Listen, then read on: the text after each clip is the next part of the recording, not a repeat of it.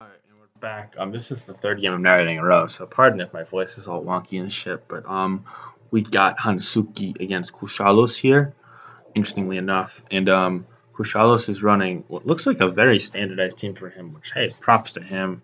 I'm sure there's gonna be one or two bogus sets, but hey, man, I'm just glad to see something that looks remotely normal from you of all people. And then HANTSUKI has a nice build with Comfy.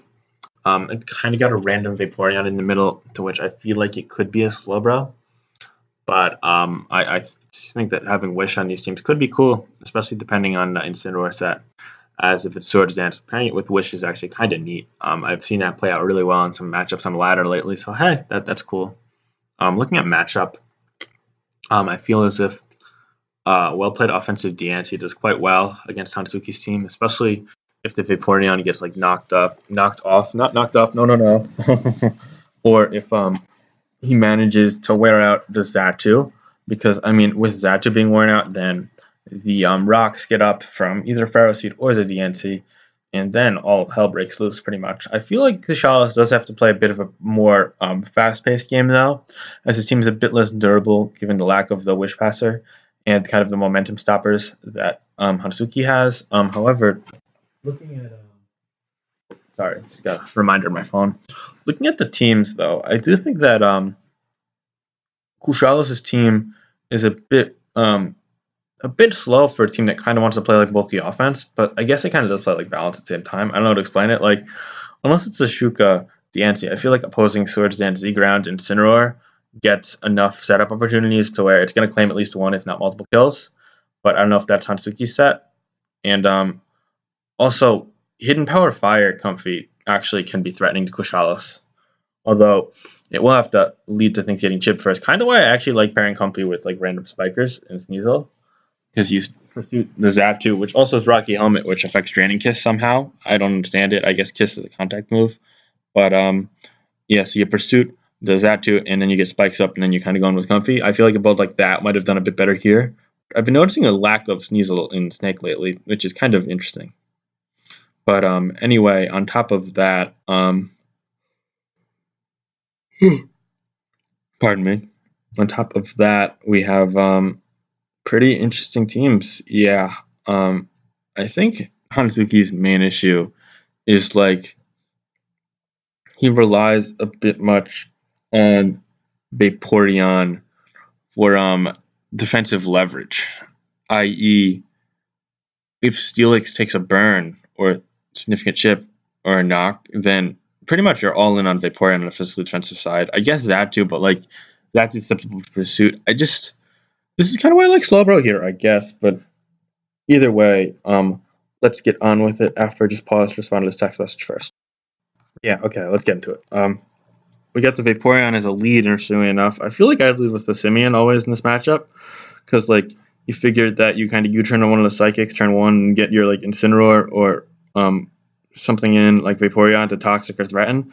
But regardless, we're just gonna see a fast couple turns, knock off the Scarf on the Simeon, and then it's gonna get a knockoff on Slowbro, reveal Z, U-turn, Future Sight there, and now we're gonna see the Vaporeon pivot in to take the Future Sight on a protecting turn against Incineroar that tries to knock it, revealing that it's likely a pivot Incineroar.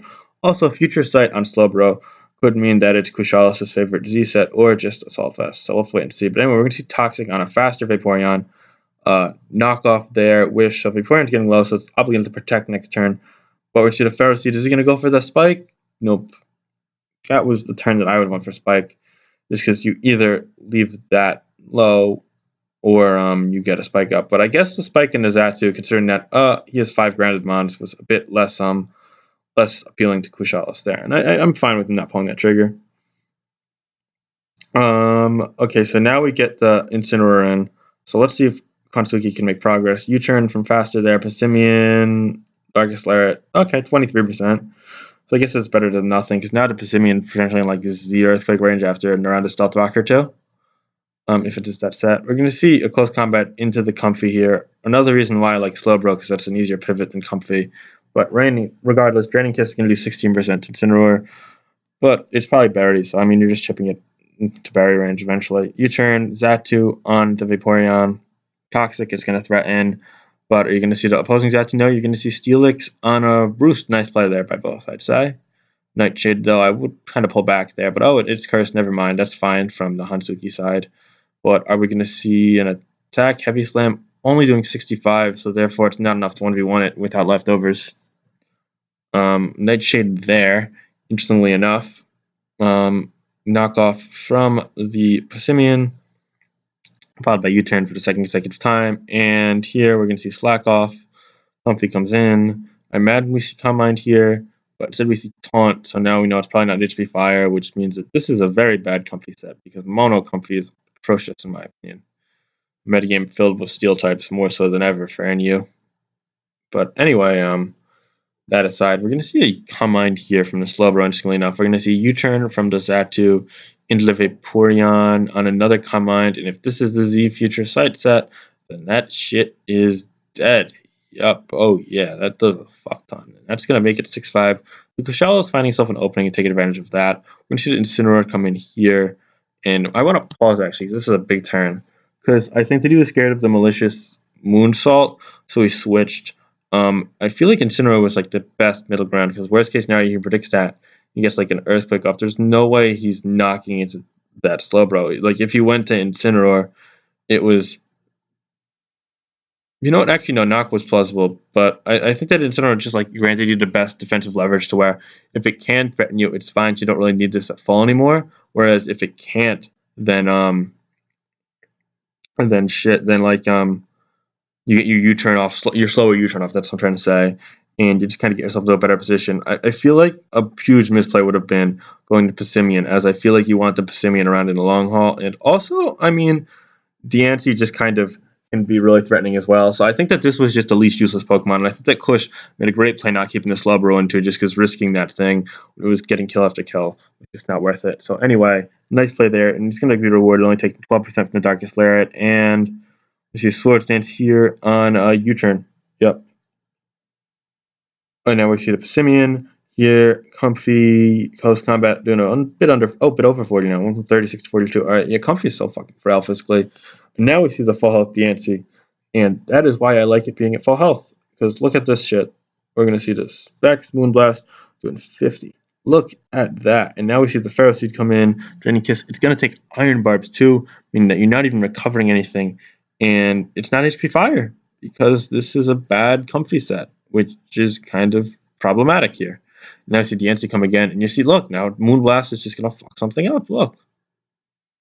You see the Steelix, and that shit's dead. So there you go. This is why you preserve that, and you kind of just, and look, it's 6-4 now. Even if this is Ironhead, actually, you scouted it even. Okay, yeah, Kushalos just is walking all over this game. I don't really see a way he could lose here. We see the U-turn, sure, it's not choice, but Simon actually better here. But are we going to see Scald? Is going to get a burn? Nope. Oh, burn. All right, so yeah, at this point, I'm just looking at the game and thinking, okay, how can HANTSUKI actually win? Honestly, I mean, the Incineroar revealed that it was Swords Dance, and it's at 70%. So you figure, okay, the only thing that could revenge kill that is the Passimian. The Ansie's at 74, so plus like one Earthquake if you get intimidated with the Incineroar, I should be able to kill it. So I mean, in theory, you probably have to get away with recovering up the Xatu to where the Passimian doesn't get a kill every single time, and trying to kind of pick off things with Incineroar while preserving its health. And maybe getting lucky or fancy if like Kushalos tries to U-turn out and maybe like staying in and getting another kill kind of thing too. You have to play a lot though, but I think it's still like potentially doable at this point. We're gonna cross the point of no return though, unfortunately, soon enough. Nightshade is gonna actually 2-kill the Diancie, which yeah, that's a misplay from Kushalos, but now you look and the Xatu's at like 26%. So like now the Passimian is going to come in and just be able to pick things off pretty much. You see that, okay, Incineroar can get a kill here. Darkest Lariat, Toxic is not going to break down to Berry, and it doesn't stay in, and then the game ends. Like, it's not Earthquake, or did he think it was slower? But he was Swords Dance, and this is like Pivot. I don't know, but anyway, he let the Passimian die, and I mean now it's too little to come back, especially because after Recoil you get the Berry. Like I don't know what HANTSUKI was trying to do there, but he gets intimidated off, and he goes for a low kick instead of Earthquake, which I'm sorry, but like, why would you use low kick? Like, Earthquake is just so necessary. I almost would drop Flare Blitz first. Like, ugh. And that and the comfy set and just getting outplayed in little details. This is going to end up being way too much for Hansuki to overcome here. Zatsu's going to get a kill here. Comfy's going to come in. Sure, Draining Kiss might be able to kill, but you don't have HP Fire, so like you can't even like win the game, and you're too low anyway. And Taunt, it's just that's that.